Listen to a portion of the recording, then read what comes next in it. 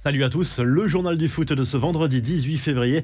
Décidément, l'avenir de Kylian Mbappé intéresse tout le monde, à en croire les informations du journal espagnol El Mundo. Emmanuel Macron, en personne, se serait emparé de ce dossier. Le président de la République française veut convaincre l'attaquant parisien de rester en France et donc de prolonger son contrat dans la capitale française. Toujours selon El Mundo, Nicolas Sarkozy se serait lui aussi mêlé à ce dossier ces dernières semaines. Le journal de l'Équipe qui évoque ce dossier ce vendredi dans ses colonnes et explique notamment que le Paris Saint-Germain veut absolument le conserver et le placer au centre du projet désormais. Traduisez au-dessus de Lionel Messi et de Neymar en lui proposant un salaire XXL. On parle désormais d'un potentiel salaire de plus d'1 million d'euros par semaine et on pourrait même se rapprocher des 60 millions d'euros par an pour Kylian Mbappé, ce qui ferait de lui le joueur le mieux payé de la planète football. La Ligue Europa, les barrages allaient se disputer jeudi soir, match nul, un but partout entre le FC Barcelone et le Napoli. On va y revenir en revue de presse. Succès surprise des Glasgow Rangers, 4-2 sur la pelouse du Borussia Dortmund.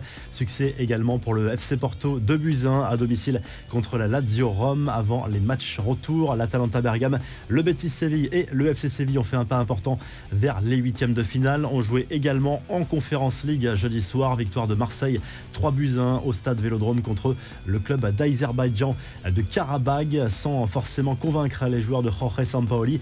Milik, qui a marqué un doublé, est sorti en seconde période et cela n'a pas plu du tout à l'attaquant polonais qui a montré sa colère sur le banc, mais Jorge Sampaoli n'a pas voulu mettre d'huile sur le feu et il a fait mine de ne rien voir à la sortie de cette rencontre. On sait que les relations entre les deux hommes sont plutôt tendues. Les infos en bref, après Carlo Ancelotti, la presse espagnole émet des doutes sur l'avenir de Diego Simeone sur le banc de l'Atlético Madrid. Le discours de l'Argentin dans le vestiaire commencerait à ne plus passer. L'Argentin, arrivé en 2011, semble pour la première fois depuis des années ne pas avoir de solution pour relancer ses joueurs. Il pourrait être tenté par un nouveau challenge cet été.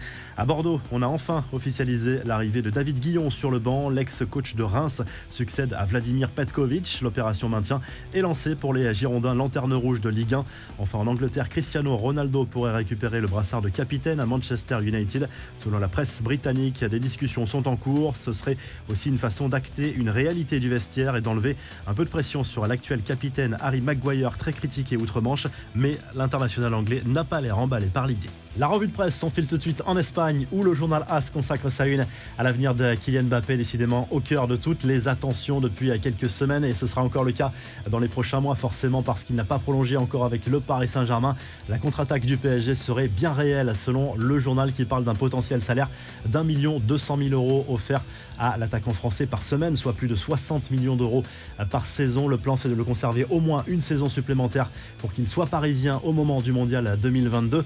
En Espagne toujours, le quotidien Sport revient sur ce match nul, un but partout entre le FC Barcelone et le Napoli en Europa League. On a vu toute la détresse de Ferran Torres qui a manqué beaucoup d'occasions dans cette partie. Ousmane Dembélé, lui, a été conspué par le public du Camp Nou. Et puis en Italie, Tutto Sport se penche surtout sur ce derby turinois entre la Juve et le Torino à 20h45 en ouverture de la 26e journée de Serie A. Derby géant, titre le quotidien sportif. Si le journal du foot vous a plu, n'hésitez pas à liker, à vous abonner pour nous retrouver très vite pour un nouveau journal du foot.